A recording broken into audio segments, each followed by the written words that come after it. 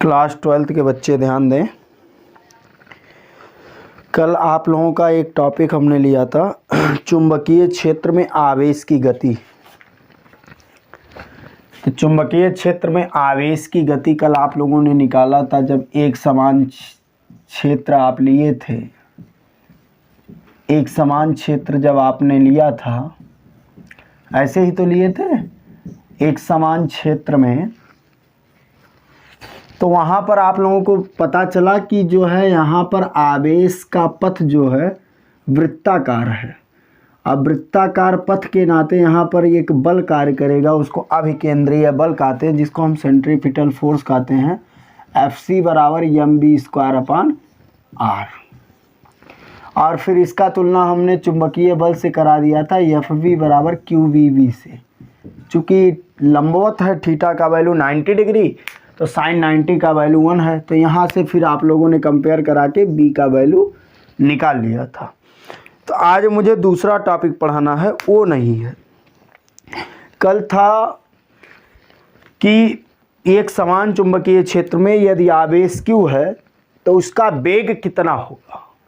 लेकिन आज का जो टॉपिक है, देखो आज भी हम दूसरा टॉपिक बताएंगे। मतलब इसमें दो प्रकार के हैं। अभी तक चुंबकीय क्षेत्र और आवेश के जो आवेश है उसका वेग के बीच जो कोण होता था 90 डिग्री होता था, इसीलिए वो वृत्ताकार गोल गोल घूमते थे। गोल गोल ना, इसीलिए तो सेंट्रीपिटल फोर्स Fc लगा है, अभिकेंद्रीय बल। आज का जो टॉपिक है वो है यदि चुंबकीय बल कह रहे हैं, यदि चुंबकीय क्षेत्र और गतिमान आवेश के बीच का कोण थीटा हो तब। दूसरा केस, यदि चुंबकीय क्षेत्र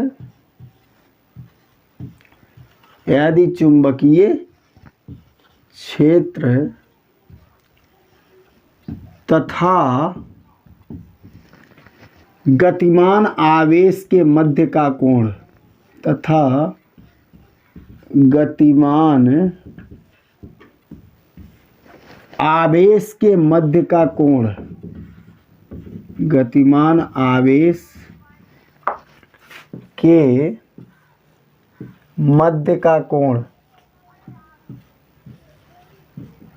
मध्य का कोण थीटा हो तब। कितना हो? थीटा हो। आज आप लोगों को ये पढ़ना है। इससे पहले हम आप लोगों से कुछ पूछा है, तो एक बात बताइए। हमने दो चीज आप लोगों को बताया है, क्षैतिज या दूसरा चीज कहें तो ऊर्ध्वाधर। हमने दो नाम आप लोगों को बताया है।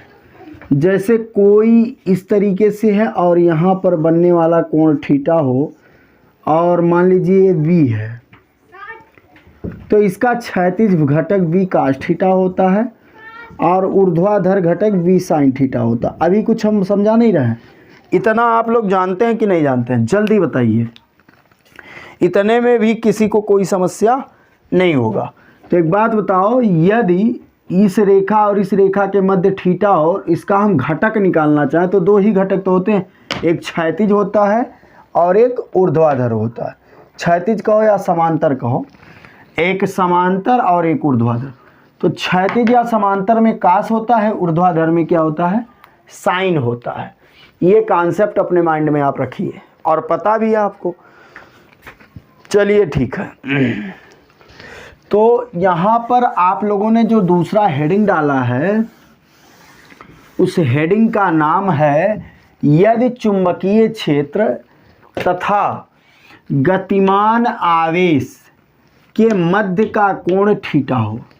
तो मान लेते हैं ये चुंबकीय क्षेत्र है। ये कौन है? चुंबकीय,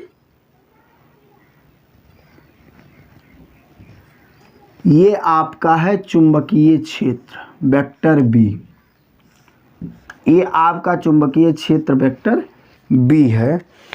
और गतिमान आवेश मान लो q है, जो v वेग से चल रहा है। तो गतिमान आवेश गतिमान आवेश के मध्य का कोण और चुंबकीय क्षेत्र के मध्य का कोण कितना है, थीटा है। तो इस कंडीशन में आप लोगों को एक शब्द हम कहने जा रहे हैं, पिच। पिच माने होता है दूरी, पिच माने होता है दूरी।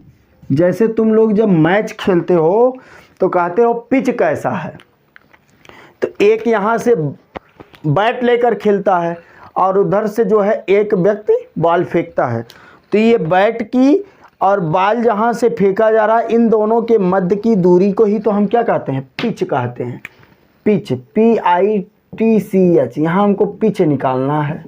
अब बहुत ध्यान, और ये महत्वपूर्ण है। कल का टॉपिक भी आपके लिए इम्पॉर्टेंट है जिसका नाम है साइक्लोट्रॉन।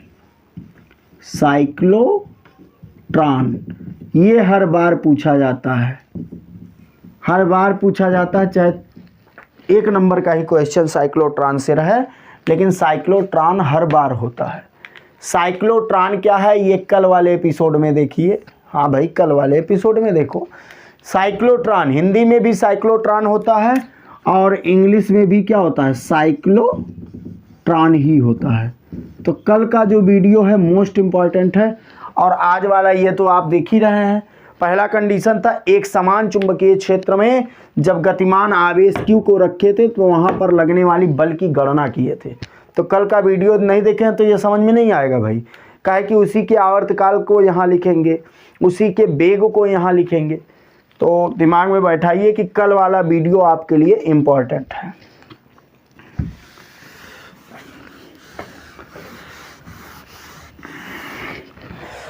तो हम लिखेंगे, इसके अंदर लिखा जाएगा, अभी कोई लिखेगा नहीं। यदि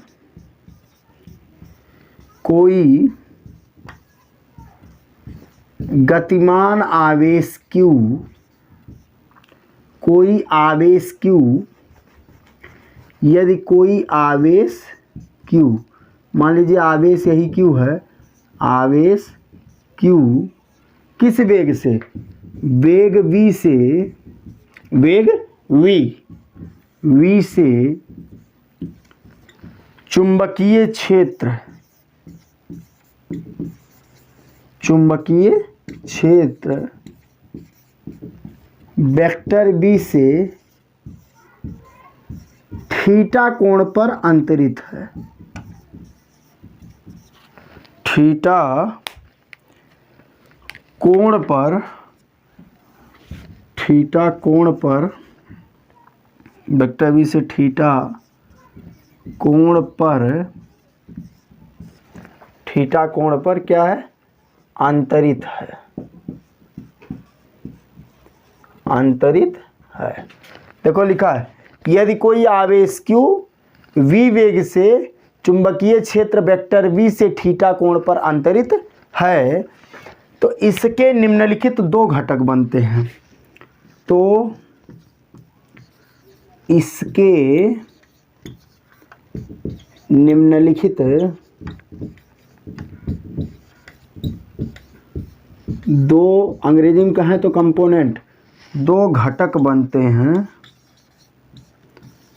2 घटक बनते हैं। कुछ सोचिए मत, केवल समझिए अभी। तो इसके निम्नलिखित क्या घटक बनते हैं, 2 घटक बनते हैं। अब वो दोनों घटक कौन कौन से हैं, नंबर 1 क्षैतिज घटक,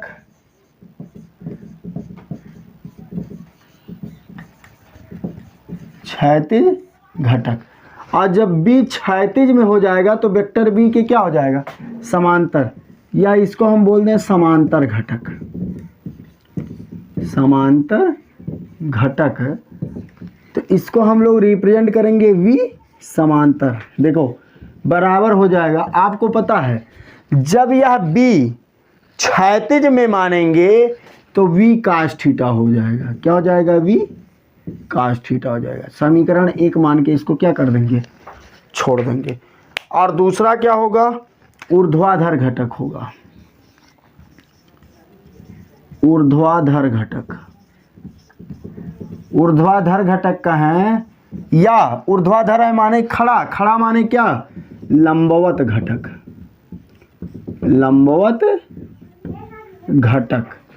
तो लंबवत मतलब वेग v, जब लंबवत होगा तो परपेंडिकुलर का साइन यही, तो एक लाइन खींचो नीचे ऐसे कर दो, तो ऊर्ध्वाधर में ये क्या कहते हैं हम, sine theta, v sine theta. इसको समीकरण नंबर 2 करके छोड़ दीजिए। बहुत ध्यान से सुनिए, ये जो आवेश q है एक चुंबकीय क्षेत्र वेक्टर b में v वेग से गतिमान है, तो वो कितने कोण पर अंतरित है, थीटा कोण पर अंतरित है, कोई दिक्कत नहीं। तो इसके निम्नलिखित 2 घटक बनते हैं, एक क्षैतिज घटक, जब ये b वेक्टर b के क्षैतिज हो जाएगा तो b और ये b फॉर वैन वेग और b फॉर ये चुंबकीय क्षेत्र, ये दोनों जब एक दूसरे के क्षैतिज हो जाएंगे तो इन समांतर नहीं हो जाएगा, अरे यूं समांतर, ये समांतर है ना, ऐसे v ऐसे है और ये भी ऐसे है तो समांतर है। और जब ऊर्ध्वाधर घटक की बात करेंगे तो यह इसके लंबवत हो जाएगा, क्षैतिज माने पड़ा तो कास और ऊर्ध्वाधर माने खड़ा तो साइन। यहाँ तक कोई दिक्कत आप लोगों को नहीं होना चाहिए।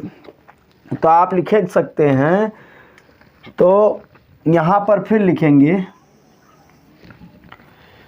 एक बात बताइए, लंबवत, लंबवत शब्द जब आ जाता है दिमाग में, जैसे जैसे लंबवत शब्द आया तो यहाँ पर 90 डिग्री का कोण बनेगा कि नहीं बनेगा। और आपको पता है कल वाले डेरिवेशन में हमने बताया है, कल वाले डेरिवेशन में पूरा उसी का वो है कंक्लूजन, कल वाले डेरिवेशन में हमने बताया है जब आवेश q चुंबकीय क्षेत्र b से v वेग से गतिमान होता है और किस स्थिति में होती है, लंबवत होती है, माने 90 डिग्री पर होती है, तो उसका पथ कैसा होता है, गोलाकार। कैसा होता है, गोलाकार। और उसको तब कौन सा पथ कहते हैं, वृत्तीय पथ पर गति कहते हैं। कौन सा गति कहते हैं, वृत्तीय पथ पर गति। तो आप लिख सकते हैं यदि वेग चुंबकीय क्षेत्र के लंबवत होता है, चुंबकीय क्षेत्र के लंबवत होता है, क्या होता है, लंबवत होता है, तो वो कैसा गति करता है, तो वो वृत्तीय पथ पर गति करता है, वृत्तीय पथ पर गति करता है। और वृत्तीय पथ का गति वाला हमने कल डेराइव किया रहा है, तो वो वृत्तीय पथ पर गति करता है। इस स्थिति में वेग, तो वृत्तीय पथ पर जब गति करता है ऐसे ऐसे गोलाकार, तो हमने कल डेराइव कराया,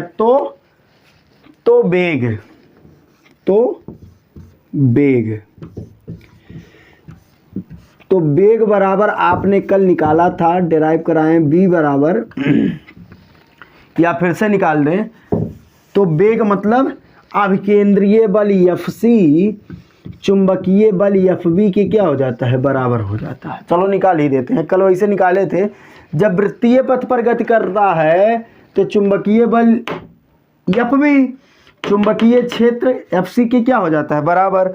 अब Fc क्या होता है, चूँकि यह होता है mv²/r होता है, और Fb बराबर होता है qvb साइन थीटा।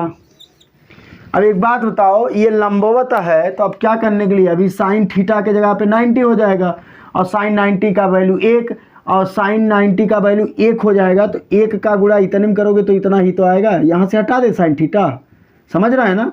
और यहाँ लिखा ही है भाई लंबवत, यदि वेग चुंबकीय क्षेत्र के लंबवत होता तब कोई मतलब ही नहीं है, तो इसको हम हटा देते हैं। और नहीं तो मोटी बुद्धि वाले नहीं समझ पा रहे हैं तो रहने देते हैं भाई, कई लोग तो इसमें होनहार भी है ना, कुछ हटाने में भी डर लगता है।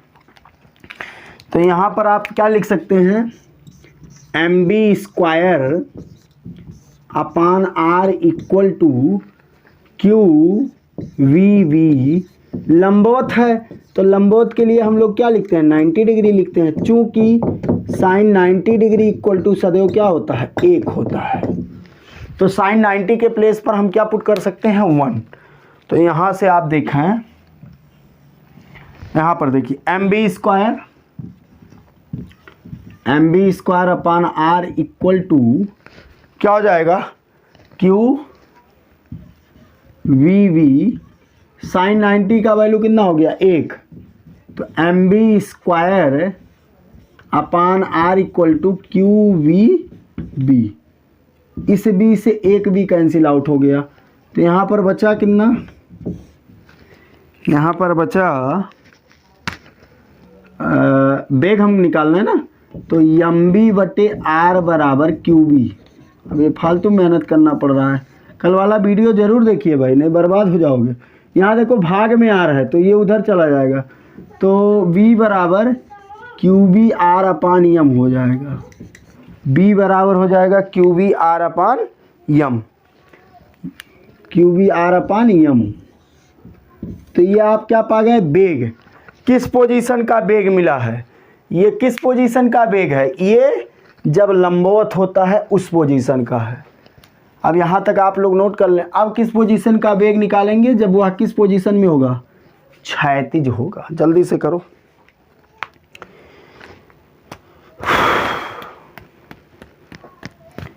और इस कंडीशन का ये मिटा दें,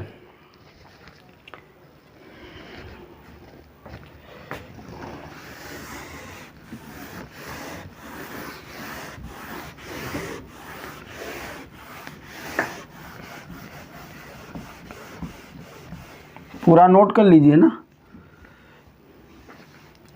अभी ये क्षैतिज वाला कहाँ गया, ये वाला बचा है समांतर वाला।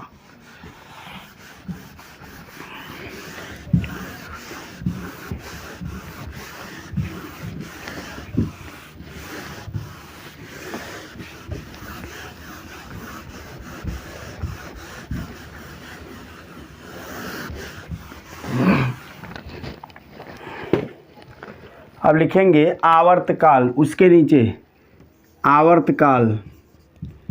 आवर्तकाल बराबर आप लोग जानते हैं क्या होता है, टी बराबर, कल आपने निकाला था वही है, तो कहिए तो पूरा निकलवा दें।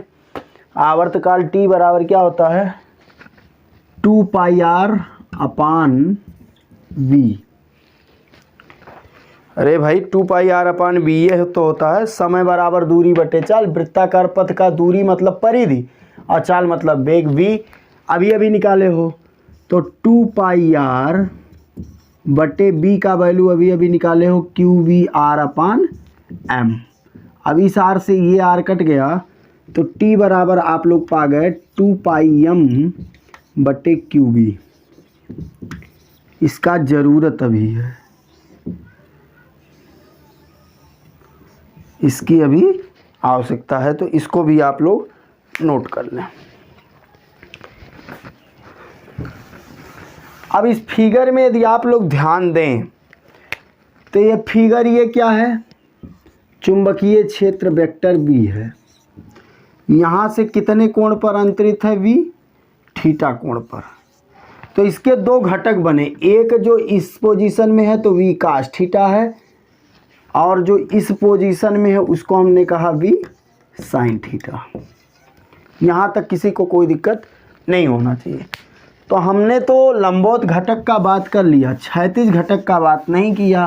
तो लिखेंगे, इसके नीचे लिखेंगे, यदि तुम लोग लिख पाओ तो ऐसे लिख लो, लिखेंगे समांतर घटक। समांतर घटक,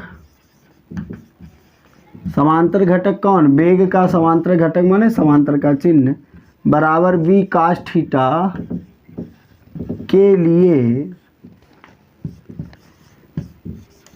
आवेश का गति, आवेश का गति, आवेश की गति ऋजु रेखीय होती है। अब ऋजु रेखीय नहीं समझ में आ रहा है तो, अरे भाई ऋजु रेखीय माने लाइनिंग होता है, ऋजु रेखीय होती है, आता है लंबवत घटक व समांतर घटक व समांतर घटक ये दोनों आवेश की गति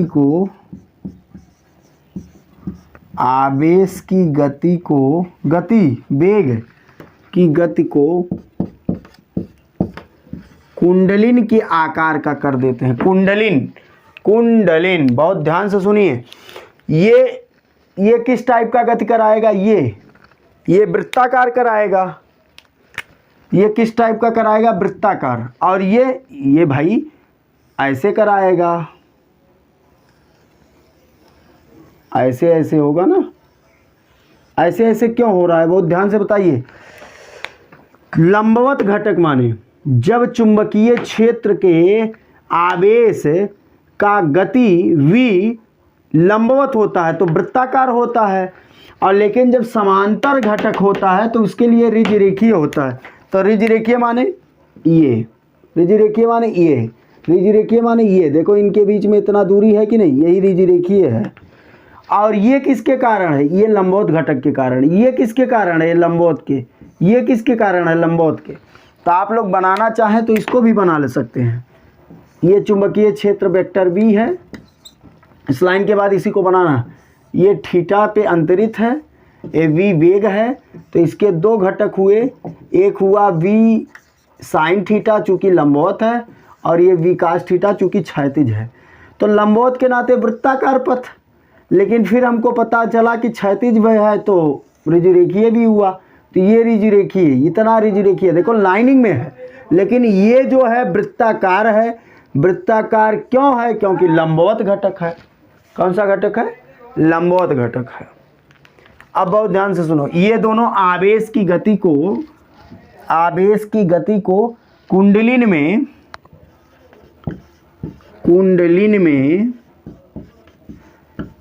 परिवर्तित कर देते। यही जो आकृति देख रहा है ना, यही आकृति, यही क्या है? कुंडलिन है। हम यहाँ लिख भी देते हैं। इसी आकृति को हम लोग क्या कहते हैं? कुंडलिन कहते हैं, या इंग्लिश में कहें तो हेलिक्स कहते हैं। क्या कहते हैं? हेलिक्स। ये दोनों आवेश की गति को कुंडलिन में परिवर्तित कर देते हैं, परिवर्तित कर देते हैं।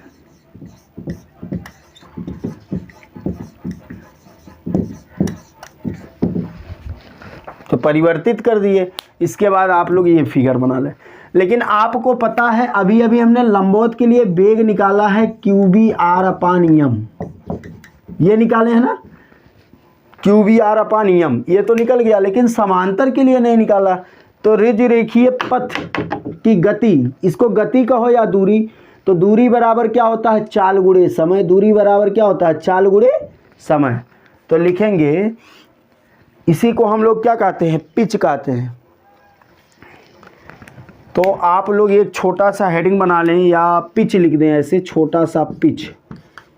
और पिच में आप लोग लिखेंगे, पिच क्या होता है? बहुत ध्यान से सुनो।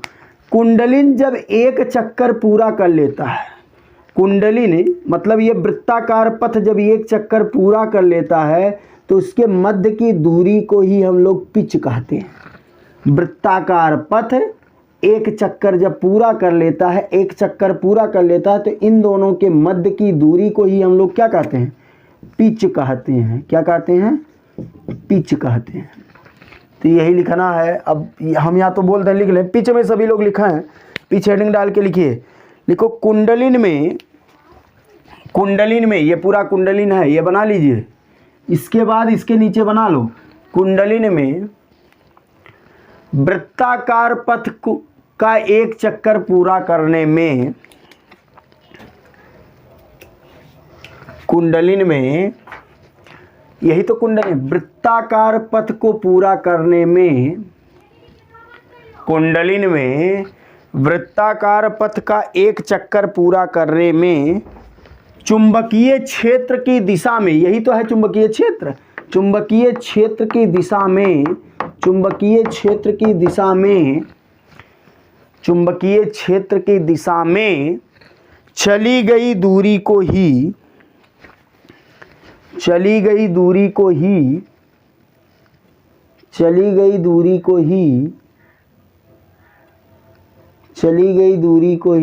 क्लियर नहीं आ रहा है कुंडलिन, चली गई दूरी को ही पिच कहते हैं, पिच, चली गई दूरी को ही पिच कहते हैं। चलो हम यहाँ पर बना देते हैं, उसमें हम देख रहे हैं क्लियर नहीं आ रहा। देखो ये चुंबकीय क्षेत्र की दिशा वेक्टर बी है, इसके नीचे बनाना है भाई, ये आवेश बी वेग से गतिमान है जिसके मध्य का कोण थीटा है, तो इसका दो घटक बनता है। ऊर्ध्वाधर घटक को हम साइन कहते हैं और क्षैतिज घटक को हम कास कहते हैं। क्योंकि यहाँ v है तो b लिखे, v है तो b लिखे। तो आपको पता है लंबवत घटक के नाते ये वृत्तीय पथ पर गति करेगा, लेकिन क्षैतिज के नाते ये ऐसे भी गति करेगा, तो ये रिजिरेखीय कहलाता है और ये वाला वृत्ताकार पथ। तो यहाँ पर एक शब्द हमने नया पिच लाया, इंग्लिश में भी इसको पिचे कहते हैं। तो पिच का मतलब क्या है, हमने कहा कुंडलिन में ये जो आप गोला देख रहे हो ना, इसको हम कुंडलिन कहते हैं। कुंडलिन में वृत्ताकार पथ का एक चक्कर पूरा करने में चुंबकीय क्षेत्र की दिशा में, यही तो है चुंबकीय क्षेत्र की दिशा में, ये बीच में जो आप लोग गैप देख रहे हो, चुंबकीय क्षेत्र की दिशा, चली गई दूरी को ही पिच कहते हैं। क्या कहते हैं? पिच कहते हैं। अब वाला फिगर बना लीजिए, इसे स्मॉल p से प्रदर्शित करते हैं। लिख दो, इसे स्मॉल p से प्रदर्शित करते हैं, इसे स्मॉल p से प्रदर्शित करते हैं। अतः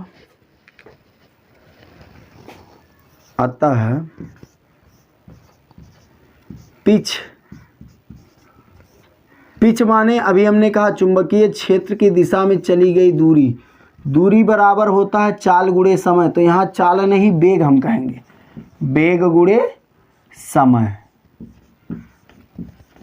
तो वेग मतलब पिच के लिए समांतर है ना चुंबकीय क्षेत्र की दिशा में, तो v समांतर गुणे समय मतलब t, वही आवर्त काल। और v समांतर का वैल्यू यहाँ पर दिया है, कितना है? v cos theta, v cos theta into t का वैल्यू, आवर्त काल का वैल्यू आप लोगों ने निकाला है, कितना आया भाई? 2 pi m upon QB, 2 pi m upon QB। अब एक बात बताओ, इसमें कुछ कटने वाला भी नहीं है, शायद कुछ भी नहीं कट रहा। तो आप लोग, अच्छा ये पिच है, पिच को किससे रिप्रेजेंट करते हैं? P से। तो P बराबर आप लोग पा क्या गए? P बराबर पा गए 2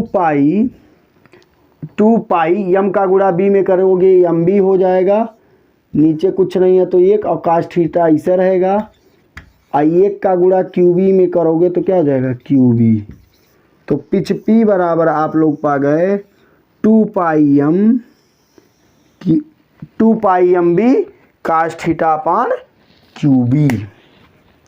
यही आपका ये पूरा डेरिवेशन था। अब बताओ, इसमें यदि जटिल लग रहा है तो फिर दिक्कत है, जटिल नहीं लगना चाहिए। हम फिर से बता दें, एक चुंबकीय क्षेत्र वेक्टर V है, एक आवेश Q है जो v वेग से गतिमान है और दोनों के मध्य का कोण थीटा है। तो इसके हमने दो घटक लिए, दो कंपोनेंट लिए। चूंकि ये ऊर्ध्वाधर है तो v साइन थीटा है और ये क्षैतिज है तो v cos थीटा है। तो आपको पता है कल चुंबकीय क्षेत्र के यदि ये लंबवत है तो आपको पता है वृत्ताकार पथ पर गति करता है, तो वहाँ पर अभिकेंद्रीय बल कार्य करता है। तो चुंबकीय बल बराबर अभिकेंद्रीय बल, वहाँ से वेग निकाल लिए। फिर हमने कहा ये समांतर है, इसीलिए यहाँ पर दूरी कहेंगे। तो यहाँ पर एक नया शब्द आ गया पिच, तो लिखे भी हैं हेलिक्स या कुंडलिनी, इसको कहते हैं ना कुंडलिनी। धैर्य रखा करो, जब कहा जाए तब लिखा करो और रोक के लिखा करो क्योंकि समय लगता है। तो यहाँ पर आप लोग क्या कहें, इसको कुंडलिन। कुंडलिन में आपको दो प्रकार का गति रख रहा है, एक लग रहा होगा वृत्ताकार, वृत्त के नुमा बन रहा है, ये जिलेबी जो छन रहा है, और इन दोनों के मध्य में कुछ दूरी भी है, दूरी भी है। तो ये जो दूरी है इसको हम लोग समांतर कहेंगे, दूरी, और या उसी को हमने क्या कहते हैं, पिच। हमने कहा एक वृत्ताकार पथ को पूरा करने में समांतर माने वेक्टर v की दिशा में चली गई दूरी को ही हम लोग क्या कहते हैं, पिच। एक शब्द हमने कहा दूरी, दूरी बराबर चाल गुणे समय, चाल नहीं वेग। अब वेग कौन सा वेग, समांतर है, देखो समांतर है, तो समांतर वाला वेग यही तो है v समांतर, और समय माने आवर्तकाल। तो v समांतर का वैल्यू है v cos थीटा और t का value 2 pi m upon QB। तो p बराबर आप लोग पा गए 2 pi m b cos theta upon QB। Hence proved.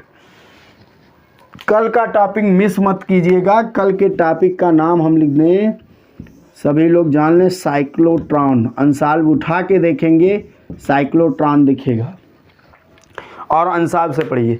अब ये चैप्टर समाप्त होने वाला है, यूनिट नहीं, साइक्लोट्रॉन इस चैप्टर का लास्ट है। उसके बाद छोटा छोटा कुछ है तो बता देंगे, और नोट्स पूरा क्लियर बनाइए, पढ़िए, माइंड को सेट करके पढ़ो, दूसरे को दोष देना बंद करो।